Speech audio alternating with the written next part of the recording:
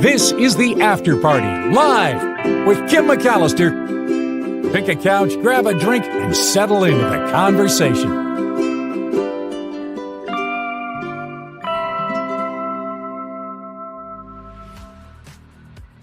Hi, everybody. It is the After Party live on a Waterfall Wednesday, and we're going to Greece to look at waterfalls this time around. So it's going to be pretty fun. I'm excited about it.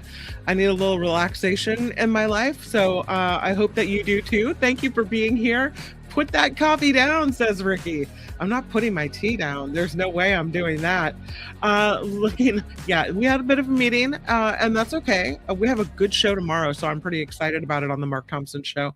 Love this group of friends, says Ricky. The same. Nancy, hello to the lovely people. Hello to Nancy. And looking at Ms. Organic, you know what? I really wanted to talk about Ms. Organic because I got a message from Miss Organic, and I think I'm able to bring up this picture. This eagle, a white eagle, was spotted right near Ms. Organic's mom's house. And so I wanted to show the picture of that. And I think I can share the shot with you guys. But what a spectacular creature. Thank you so much for sending me this message and this picture of this white eagle. How amazing is that? Look at that photo. This beautiful bird spotted near Ms. Organic's mom's house. So she sent me the message. You can always send me emails if you see something you think that I should show, or if you have a great story idea. If you have a comment, bring it. Kim@theafterparty.live is the email address. Kim@theafterparty.live. So thank you for sharing this beautiful picture. I don't know if that's an eagle that has some type of albinism or what, but what a beautiful animal. Again, thank you for sharing the picture. Speaking of animals, maybe not so beautiful is the naked mole rat. I don't know if you guys seen this story. These creatures, well, not the cutest in the world, to say the least, are I'm going to call them super survivors. They have these superpowers that are crazy. You know, like they say that it'll be the cockroaches that'll, after the nuclear war, right? The cockroaches will be the only thing that survives. I don't know. I think the naked mole rat has a possibility of survival as well. There's a news story that these naked mole rats prefer low oxygen air that would kill most other mammals. And that's not the only remarkable ability that they have to survive in the world. The interesting thing about this is, though, the fact that they can do this and that they actually seek this out may help human health. The oxygen that we breathe is about 21%. The air we breathe is about 21% oxygen. If it got to 15%, the scientists say you'd start to feel a little lightheaded.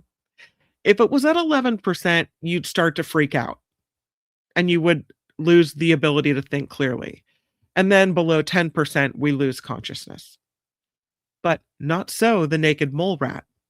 This is as you see, almost a hairless, almost blind rodent from Eastern Africa who mostly digs tunnels underground.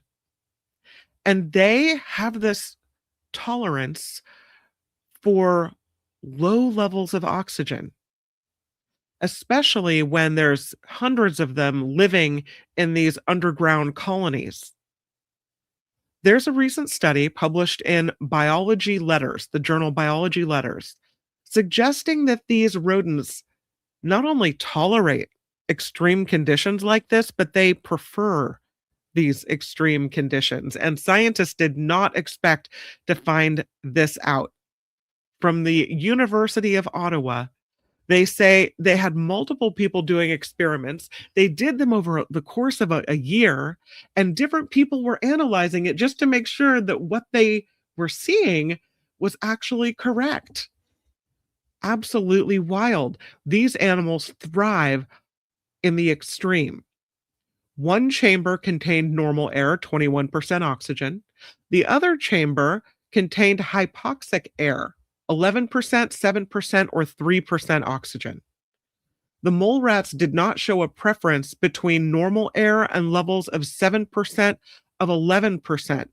But interestingly, they seemed to strongly prefer the severely hypoxic chamber with only 3% oxygen.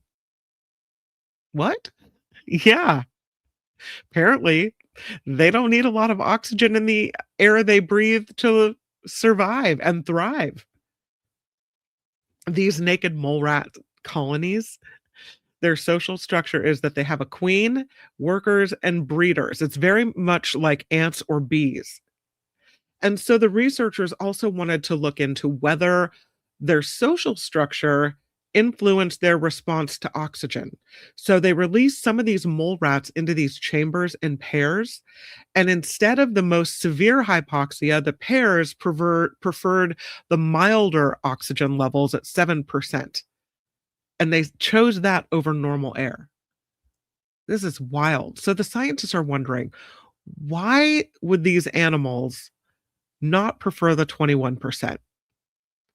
And they think it's because they're used to it and they hate being alone. They are the safest, according to researchers, when they are deep inside their burrow.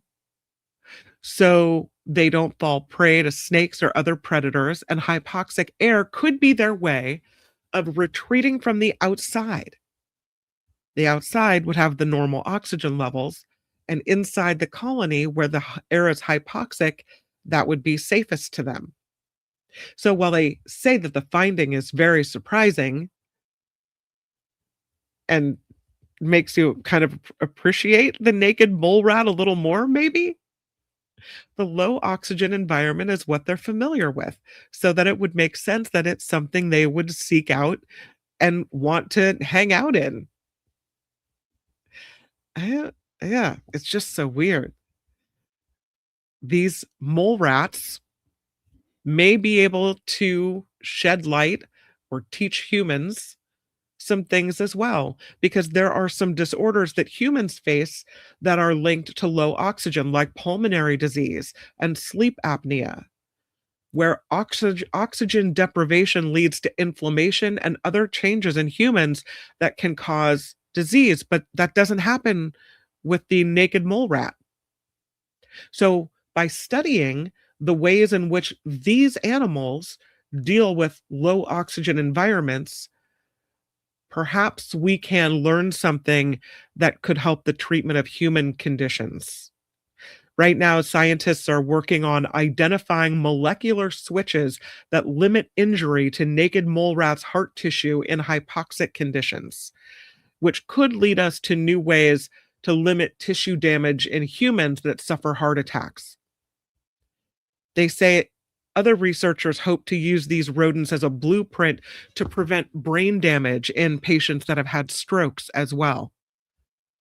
So they have a lot to teach us. And this is not their only superpower, by the way, dealing with low oxygen environments. They're also very resistant to some types of pain. They almost never get cancer, these creatures. So we're going to keep studying the naked mole rat. Well, there was one study that was done that showed naked mole rats have 4 changes in an enzyme that can promote DNA repair, which delays aging and minimizes their risk of cancer. So these creatures, while not the cutest, they have a lot going for them. Really. I Yeah, I know it's surprising. You think look away, but no, look toward the naked mole rat apparently because they have a lot to say. Here we're back to our bear. We have an update on our bear. The bear that was finally removed from underneath a home in Altadena apparently has found a new place to live. And it's in somebody else's house.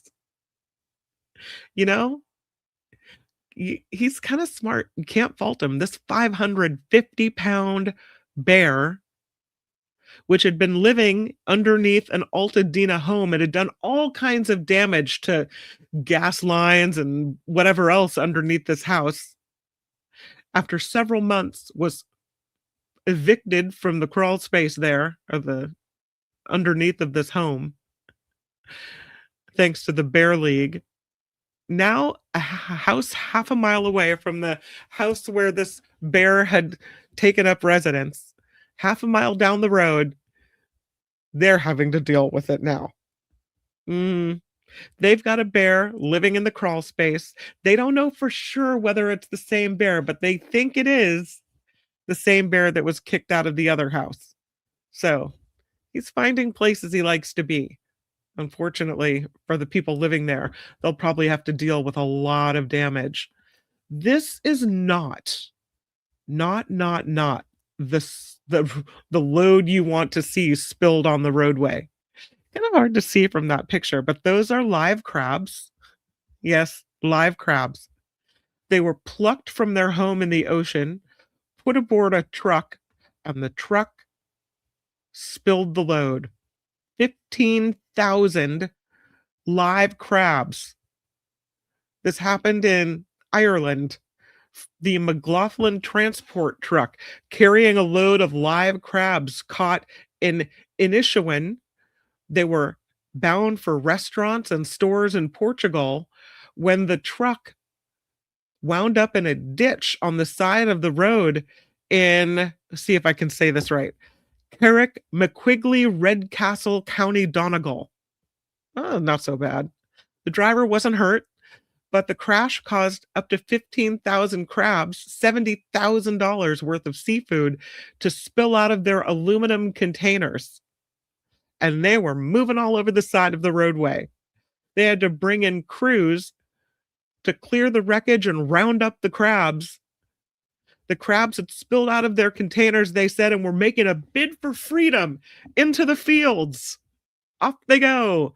A team of 10 people had to retrieve thousands of these crabs and put them into large bags and reload them onto the truck. They said it took hours. They brought a crane to the scene to lift the truck and the trailer upright. They think they caught about 95% of the crabs. The recovery effort took 18 hours. Can you imagine? 15,000 crabs, 10 guys trying to pick up 15,000 crabs. I mean, they're on the move. The 5%, where did they go? Are they living in a local waterway now? People will wonder, how did these crabs get in the local river there in County Donegal? Well, we had a truck overturn. Crazy. Yeah.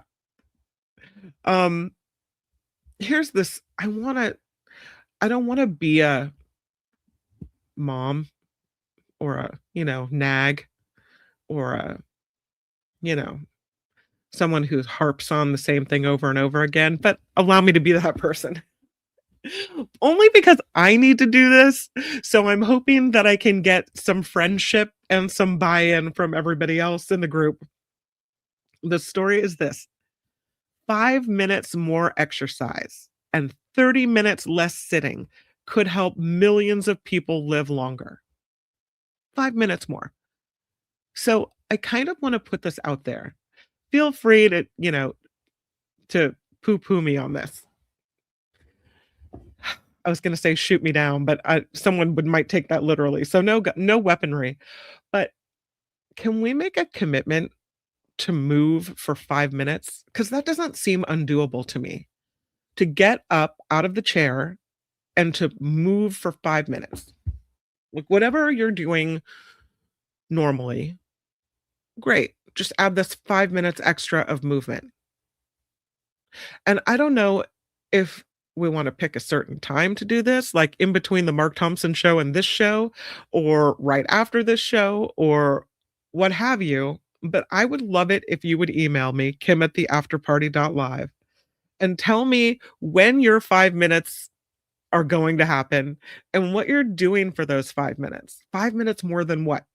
Okay, so here's the story. I see you, Rev P. Thank you.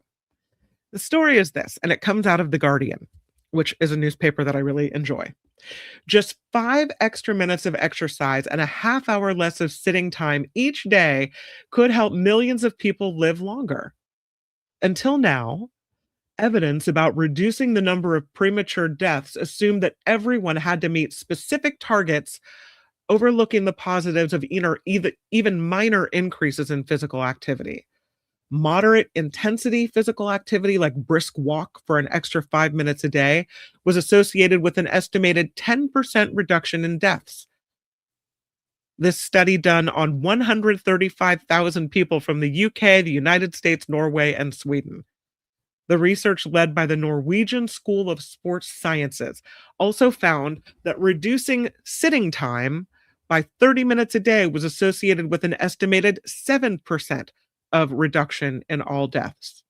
So I know that we are not all at the same physical level. There are some people, dog walkers, people that are constantly moving, you know, their level of physical activity is someone that different than someone that may be dealing with a chronic illness or a disease that has trouble or pain moving around.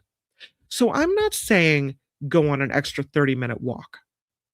What I'm saying is make a concerted effort for 5 minutes to get up out of the chair or off the couch and either amble around your house, do a little housework, because that's kind of exercise, right? Scrubbing something that you wouldn't normally scrub, or move your arms, or, stretch your limbs, or do something that gets your body moving. 5 extra minutes a day. Add that. So if you were someone who already took a big long walk, great. Add this extra 5 minutes in the evening, that you stretch or move or what have you. If you're someone that does no exercise, add this 5 minutes in. That's where I'm coming with it, with it. But here's what they said. The greatest benefit was seen if the least active 20% of the population increased their activity by 5 minutes each day. The findings published in The Lancet. The authors say, while the findings shouldn't be used as personal advice, such specific exercise recommendations for individuals, they showed the potentially vast benefits for populations as a whole. Okay, so they're not telling us to do it, but it can't hurt us to move for 5 minutes, can it? No, absolutely not. Well, it might seem like yet another more physical activity is good for you study. The authors say this one has some important new details. They indicate up to 10% of all premature deaths might be prevented if everyone were to make small, realistic increases to their moderate intensity physical activity of 5 minutes a day. Reducing sedentary time by 30 minutes a day would likely result in a smaller but still meaningful number of averted deaths. Okay, that's great. But I'm going to go past the 30 minutes of sedentary time and just baby steps here. Let's just try the 5-minute thing. Can we do that? I'm making a commitment to do it. Now, if you don't join me, my feelings won't be hurt. It's okay. I understand you're busy. But if you can join me and email me, kim@theafterparty.live, to let me know what you're doing, then I'll let you know what I'm doing, then I think we can give each other a little boost. 5 minutes. What do they say about your habits? Like adding a habit, changing your habits. What do you do it 7 times and it becomes just something you normally do? That you're more likely to stick with it 12 times, even more likely. So let's move for 5 minutes. You could even do it during the show. Get out the chair, do the twist, raise your knees. I don't know. I think we could do that. 5 minutes. That's not so bad. The paper indicates that up to 10% of all premature deaths might be prevented if everyone were to make small, realistic increases to their moderate intensity physical activity for 5 minutes a day.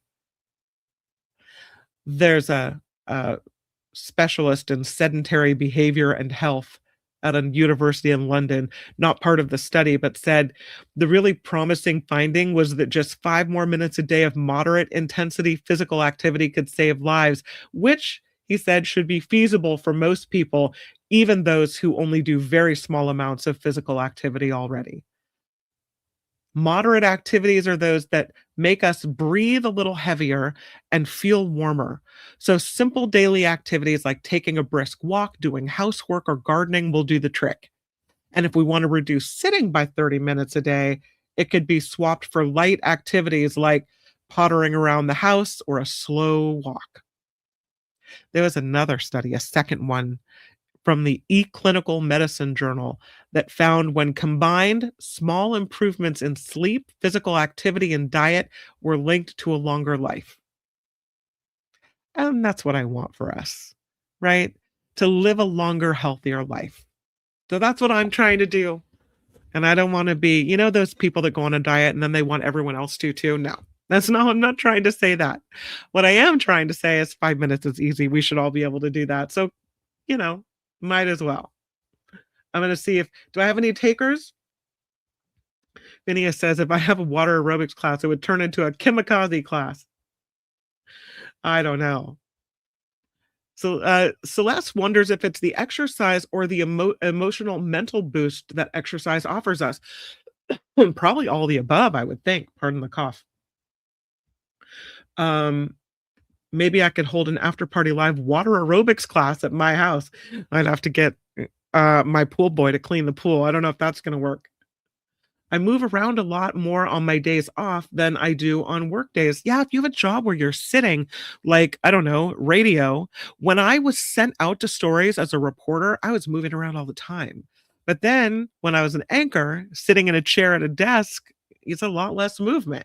You don't want to leave the room in case anything goes wrong, right? Eileen says, I do try to keep moving and standing through my day. My husband has an Apple Watch, and he actually inherited it after my dad passed away. So it was my dad's watch, and now it's on my husband's wrist, which I kind of like. And it has a little thing, that little buzz when he's been sitting for 15 minutes. It tells him to get up. And he said it's been really, really helpful. Ms. Organic says, my brisk walk yesterday caused me to have plantar fasciitis. So annoying. Got to get some better shoes today. Oh, yeah. I hope that resolves. I know that can be really painful. So, I'm in. Oh, good. I got a taker. What the sizzle? I'm in. I'll make an attempt to keep the momentum up and move around more. I will travel from my living room to my bedroom more times a day. Nice. This is wonderful news. Okay, so I have a partner in crime. Mama's going to start dancing with her mop again. I want pictures. I've been inactive way too long, says Phineas. Yeah, I think we can do this. I think we can do it. Yeah, the gloomy Maine Coon says the Apple Watch is handy in reminding me to stand up and move around. Jacob can clean the pool and busk. That's funny. All right, so 5 minutes. I'll let you know how it goes. I'm starting today. I don't know what my 5 minutes will entail. I was thinking, they have the old exercises where you grab a couple of soup cans and do some arm exercises, maybe standing up and doing some arm exercises with the soup cans. I don't know. I'll figure something out. Maybe it sounds ridiculous. Valley Star sounds like a great idea. I'll recommit to walking in my neighborhood. I love that. It's really chilly lately, and I have not wanted to be cold, so I've been bundled up. I don't know if I'm going to do the outside thing, but I like that you are. And please send pictures, even if it's just of something you've seen on your walk, to inspire all of us. I think I'm going to start inside, and then maybe as the weather warms up, I'll move it outside. Nullifidian said, I worked my butt off all my life. Now I'm enjoying a rest. Yeah, that's the problem, though. What do they say? If you don't use it, you lose it. We don't want to lose it. Stand up and shake your body, shown to be beneficial. Shake it, sister. Go get it. Or brother, I should say. Rev P, I go for walks at all hours, 3 a.m. even. My sister and her family do the same thing. They call it night walks. They love to go on a night walk. She says when she goes on day walks, there's too many people around the neighborhood that she knows, and she's stopping every 2 minutes. But when they go on night walks, there's no interruptions. They're just moving. So they like that. Oh, yes. Thank you for reminding me. Please, I'm such a bad YouTuber. Please click like and subscribe. Thank you so much. Yikes, says Sandy. I forgot to hit the like button. Thank you for hitting the like button. Thank you for hitting the subscribe button. Eileen says dancing is a good idea. Music makes it fun. Yeah, 5-minute dance party. Maybe that's what I'll do, Eileen. Sweet. I love it. Still in pretty good shape, says Nullifidian, except for my heart and lungs. Who knows? Maybe the movement will, get a little extra 5 minutes. Will get in there. I mean, yeah, it's not like we're walking through the worst neighborhood in the city. I'm out here in Petaluma, but you never know. I don't think she walks alone. I'll just say that. Ms. Organic says, I built a chicken yard for my mom this week. That's good movement. That's a lot of physical activity. Celeste says, we do night walks too. Started feeding the feral cats that we've met at night. I got my sister one of those dog leashes that light up because I was a little bit worried about. She fell. She missed the pavement and fell on one of her night walks. And so I got her this dog leash that has LED lights that would light up the pathway as well. It's super bright and keep cars from hitting her. So yeah, she really does like going on night walks. Nullifidian stopped smoking 5 years ago, so getting better. Sandy used to go on night walks when I lived in the Palm Springs area, but thinks San Jose is not safe enough. And I hate being out in the sun. We have to figure out a way around that. All right, I have some more stories for you, but thank you for humoring me on that as I try to get my rear end out of the chair and get it moving a little bit more. I wanted to talk about, is it time for Waterfall Wednesday? Nah, let's do this one. How about this village, this medieval village that was found? This wind farm in England was being prepared. They were making way for a wind farm, I should say, a new wind farm.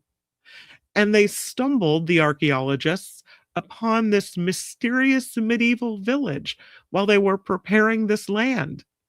A previously unknown settlement, abandoned at some point in the 1300s, but they do not know exactly why. And now 90 researchers, archaeologists from the Wessex Archaeology and the Museum of London have found this medieval village near Friston. This is a small town in East Suffolk, about 100 miles northeast of London. They were excavating the area for Scottish Power Renewables because they were going to build 2 new offshore wind farms in this area. But oops, they found this entire ancient landscape. It's about 60 acres big or large. They found the remains of post holes, which used to hold up wooden buildings as large as 62 feet long and 20 feet wide. The wooden longhouses there were likely used for living and sleeping, but also served as gathering hubs for a small community, with central hearths for cooking and staying warm. And for whatever reason, the residents seem to have ditched this settlement in the 1300s. Though the buildings themselves have rotted away, one element of the medieval village has endured. There is a modern footpath perfectly aligned with the buildings, which they say hints at the possibility that the route has been in use for centuries. Just so interesting. They found a medieval kiln as well. But that footpath, they say the placement of it is an exciting discovery because once they found that, the settlement began to emerge.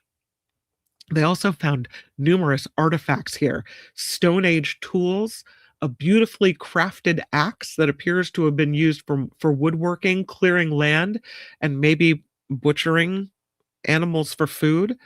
They turned up a flint arrowhead dating from between 4 and 6,000 years ago. They said the flint arrowheads are delicate and prone to breaking, but this one was a complete flint arrowhead, so they were pretty excited to find it. Fragments of pottery from the beaker culture, which made these bell-shaped pieces during the Bronze Age. It's yeah, all because they wanted to build a wind farm right in that spot. They think they might make additional discoveries as they continue to work on this site and excavate. And once they finish their excavation, then they'll turn the attention toward analyzing all the things that they have found. They still don't know why this village was left and abandoned. This is kind of a cool story. There's a new record for the amount of time a person can keep a soccer ball in the air. Get this, 28 hours and 21 minutes. This ball did not hit the ground for 28 hours and 21 minutes. The record setter is from Sweden. His name is Daniel Jakob. Broke this Guinness World Record when he juggled a ball using only his knees, chest, head, and feet for 28 hours, 21 minutes, and 2 seconds. The official record, the longest marathon controlling a football. Did it at a sports complex in Sweden. He was allowed a 15-minute break every 3 hours. He beat a record set by a guy from the UK named Dan. Dan had the 26-hour record set in June of 2010. Daniel from Sweden sets the record for 28 hours, 21 minutes, and 2 seconds. And Daniel said, I want to inspire others to push their limits, promote consistency and focus, and show how social media can be used to spotlight positive challenges and achievements. This record, he said, is the perfect combination of my passion for football, content creation, and personal growth. 28 hours, 21 minutes, keeping that ball in the air. That's crazy. This lady won the lottery. We'll talk about our lotto of the day. She bought a house, a new house. So very exciting, new things in her life. And then she won the lottery. It was like kismet, right? This Charlotte, North Carolina woman, her name is Yolanda. She bought a $20 stack of cash ticket when she was hanging out at the Cigarettes and More. And it happened right after she closed on her brand new home. The ticket turns out to be a $100,000 winner. She said, I jumped for joy, and then I told my husband, I just bought a new home. Someone told me, new home, new money. And her prize money will go toward furnishing her new house. Boy, did that come at the right time or what? Come on. That's pretty good. Okay, I have this story, and then we'll talk about some waterfalls. Look at these little guys. They are called Sweekar, Sweekar. The Sweekar is the world's first emotionally intelligent, pocket-sized pet. I'm going to go out on a limb and say, you do not need this. I do not need this. The Sweekar was seen at the CES Tech Fair in Las Vegas recently, where they display all the most recent tech innovations. There's a Chinese startup company called Takway, and they're unveiling this AI-powered pet-like accessory designed to grow physically and emotionally alongside the user. It's kind of like a Tamagotchi, which is this Japanese handheld pet thing that was launched in the mid-90s, only this one has the capacity to physically change over time thanks to a built-in experience-based system. Users can prompt their pet to grow from an egg to a baby to a teenager, and finally through an adult through feeding, cleaning, and talking to it. So you could see it. There's the egg, there's the baby at the second one on the left, and you got the teenager. Yeah. It doesn't weigh a lot, so it's kind of small and easy to handle. It's 89 grams, fits in your pocket, got a shell-like body that comes in different colors, has cartoonish eyes that break out after a couple of days of it being in its egg form. Once it reaches adulthood, it's designed to be self-sufficient, but you have to take care of it until that point. It emits body warmth and gentle breathing rhythms to create a more lifelike presence and a stronger sense of emotional connection. I got enough to do. I got to get up for 5 minutes and exercise. I do not have time to take care of a pocket pet. Please. It's powered by artificial intelligence, fitted with a Myers-Briggs type indicator based behavior modeling, designed to shape each Suicar's individual personality through interacting with its user. It's supported by a combination of Gemini Flash and ChatGPT class models, which allow it to learn over time and develop context-aware responses and multimodal interaction. A built-in long-term emotional memory enables the device to remember user preferences, moods, and past conversations. Does anybody worry about that? Having this thing sitting next to you, it is listening to everything you say. And where's that information going? I wonder. The language capabilities progress gradually from simple baby-like sounds to fluent dialogue as the AI matures. Suicar, they call the world's first emotionally intelligent, physically growing AI pet, marks a major milestone in the evolution of AI companionship. It's supposed to feel warm, playful, and emotionally present. Would you want this thing? I don't want this thing. I'll see if you guys are interested. I don't know. Nullifidian says, I worry about my cell phone listening. I'm convinced it listens to me. Absolutely. Can it do math? If it can do math, Nullifidian might want it. Mama says people must be so lonely to come up with something like this. How sad. Absolutely. Full size friend. Not for me, says Celeste. No thanks. Hell no, says Judy. Nullifidian once had a friend who was very good at hacky sack. Oh, talking about the soccer? Yeah. Are they edible? Silly humans. I agree with Mama. I think this is a little sad. Yeah, Gordon says sad. No way.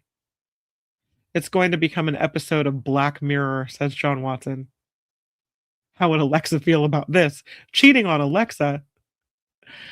I just would rather come here and interact with you and see what you have to say. Real people with real experiences from all kinds of different backgrounds with interesting ideas and interesting things to say. Why do I need a pocket pet that mirrors what I tell it? It's just, I think it's weird. To me, it's weird. Maybe there's someone who just would love to have this thing. I mean, I don't know. Somebody thought of it. Alexa talks too much, says Mindy Lee. People that are that scared of that should look up the booster robot. You ordered a booster K1 robot? What is that? I have to look it up. Booster K1 robot. Is it like a house robot? Will it do your dishes? I'm interested. I see a robot dancing like Michael Jackson. Is that what you bought? I don't know. Hey, wait, Wes, is this what you bought? I don't know. I don't think it's gonna have. I have to take off the little guys. Did you buy this for your house? It looks like it. There it is. Oh, it's a booster. A booster K1 robot, they call it. Here, when you first see the website, they have it dancing, like doing a Michael Jackson dance. What does it do? I mean, I don't know what the point of it is.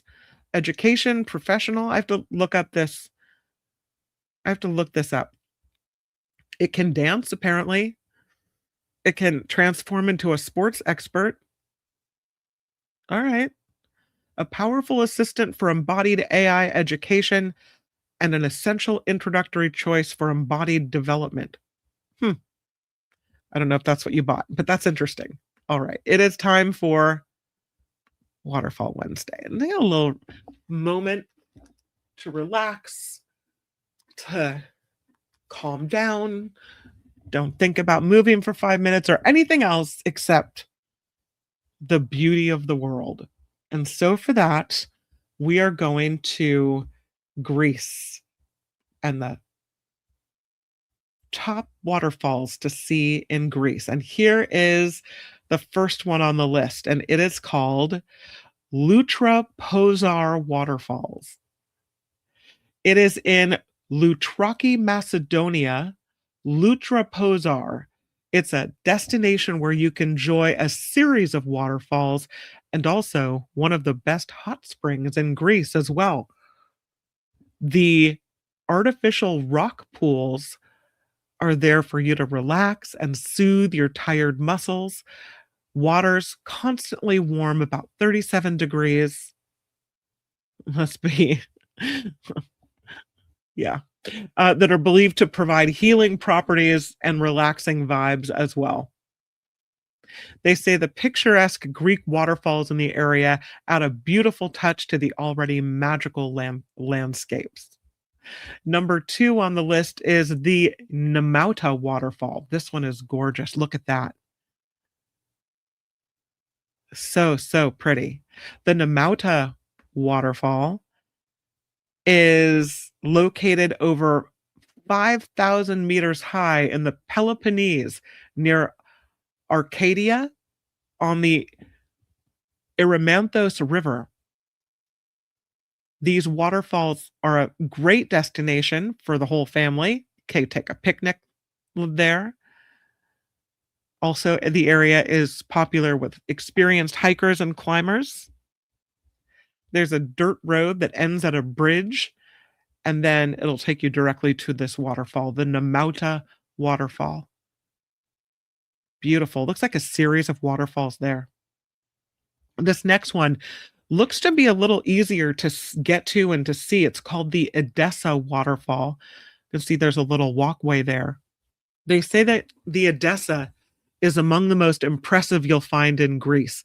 It's very close to the Lutra Pozar, which we saw in picture number 1. In Macedonia, it's not more than 2 hours from Thessaloniki. This waterfall, the Edessa, is 70 meters high. Beautiful. Looks like almost you're standing right behind it on this walkway. And the spray would come right in your face. It's beautiful. The next one on the list is called the Calypso with a K, the Calypso waterfall. And that looks like something from paradise. This is in the region of Larissa. It's an off the beaten track corner of Greece with a high forest canopy and a fantastic waterfall with imposing rock formations and crystal clear water. Not far from the small village of Kokino Nero, it has a spectacular forest surrounding it, and it's great to visit whether it's the fall or the spring. It is often described as one of the best places in Greece for canyoning and adventurous hikes. Super pretty. This is a beautiful one as well. The next one on the list is called the Nida waterfall, Neda. Here's the Nida waterfall. This is in the region of Peloponnese. The Nita waterfalls are in the heart of a beautiful canyon surrounded by a unique natural landscape. The only problem with this one is it attracts hundreds of people. There are a lot of hikers that are headed this way, but you can swim here. This is the Nita River, which is near this natural waterfall. They say you do have to be in pretty good physical condition because you're going to need your strength. The visitors combine a visit to the falls with a quick swim in the emerald waters of the pool near the waterfalls after an invigorating hike to an impressive nearby Doric temple, the temple of Epicurean Apollo. So this could be take a hike, got a day trip, could go see the temple, get a little exercise, go for a swim in the emerald pools. Might as well. The next one on the list is called the Dramonis Waterfall. I have a picture of this one as well. And this one looks a little bit more man-made to me. Still very picturesque, though. Not like the Nita. Here's the Dramonis. The Dramonis is in the northern region of Evia Island. It is about 600 meters high, originates at the Scipius River, ending at a fantastic pool, again, of emerald waters. You can do a day trip to this island, combining it with a visit to St. David Monastery. Once again, we get to go see a temple, monastery, less than 5 kilometers from the waterfall, and then take a pleasant hike along the path that connects both sites. That's pretty cool. Beautiful. I love the way the waterfall is showcased in the arch. Really beautiful. I do have another one. This one, it doesn't have the height, but it does have, when you look at this picture of the Nidri waterfall, perhaps you hear the sound of all these little waterfalls and this rushing river. And I think it's really relaxing. This is the Nidri, or Nidri, Nidri, the Nidri waterfall. You can see a host of waterfalls here. I'm counting 1, 2, 3, 4, at least 4 waterfalls.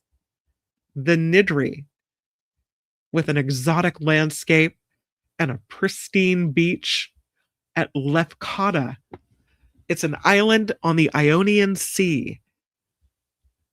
And this waterfall, the Nidri waterfall, is one of the most beautiful places here. It's about 12 meters high.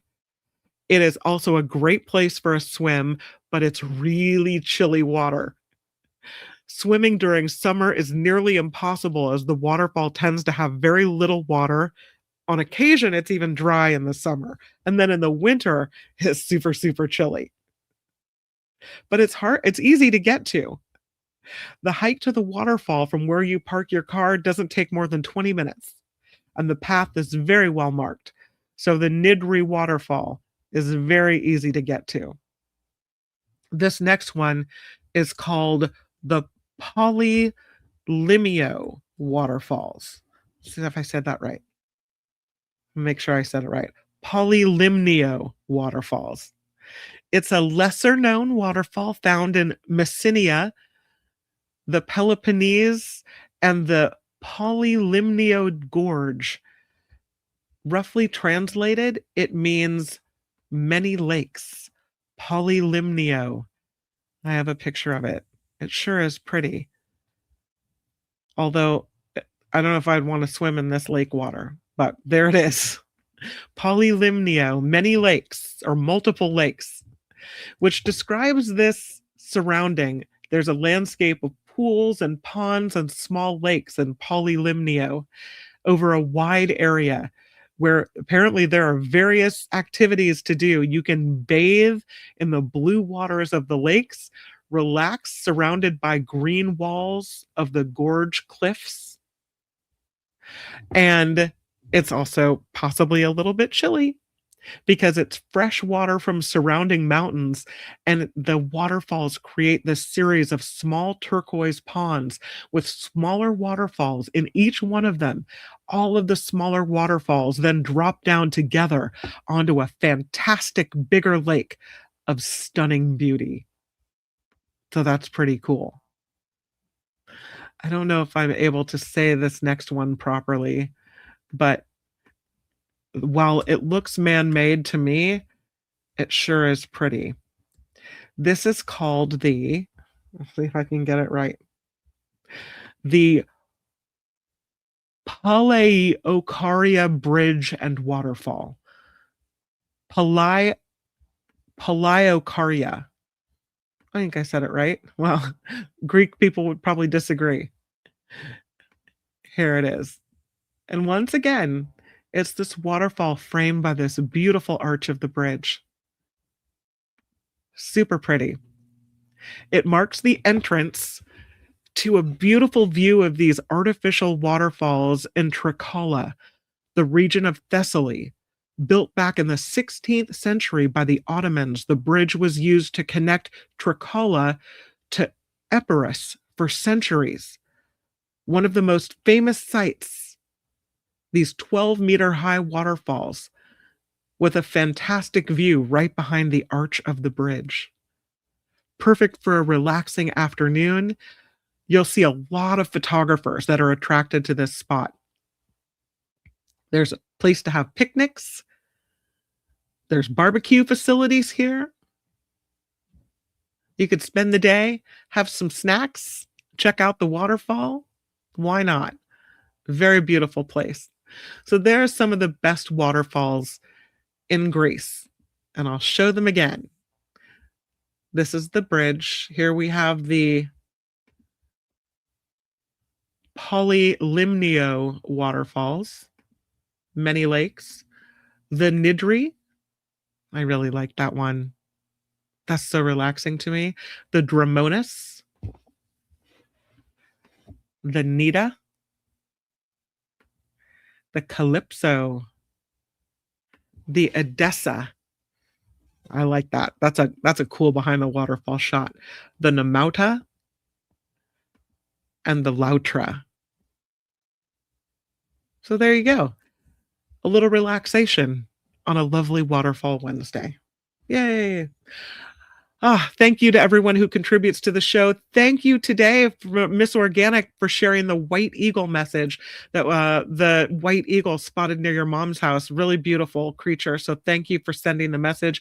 Thank you to anyone who takes the time to send me a little note. Kim@theafterparty.live. Kim@theafterparty.live is the message. Thank you for clicking like and subscribe. I think I have it. Do I have it? Oh, I don't have a message saying like and subscribe. I do have a message talking about the PayPal link in the show description, so I'll put that one up.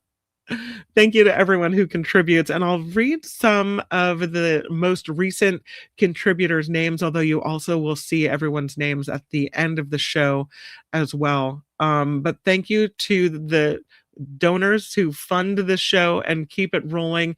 Most recently, that would include Wes, who threw in some money today. Scott R., thank you so much. Dallas Y., huge thank you.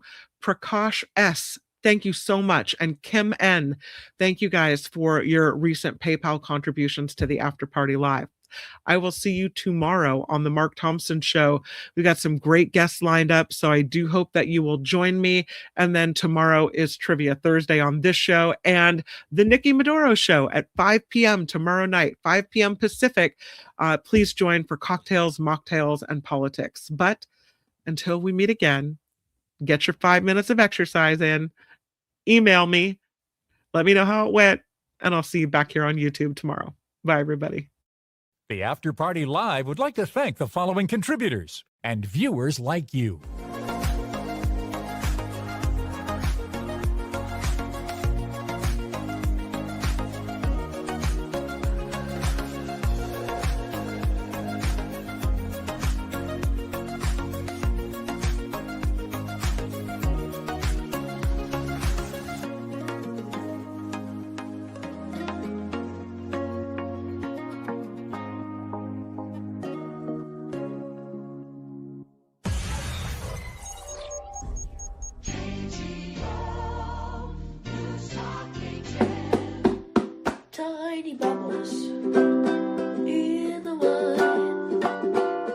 makes me happy, makes me feel fun.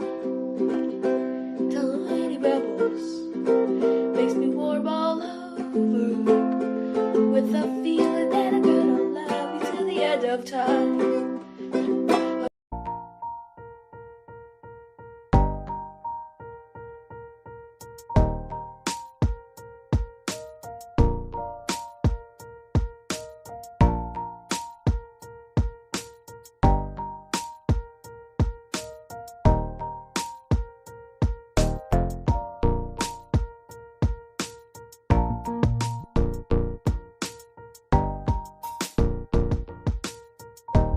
Yes, I saw it. Thank you, Wes. Thank you, thank you, thank you, thank you, thank you, thank you, thank you, thank you, thank you.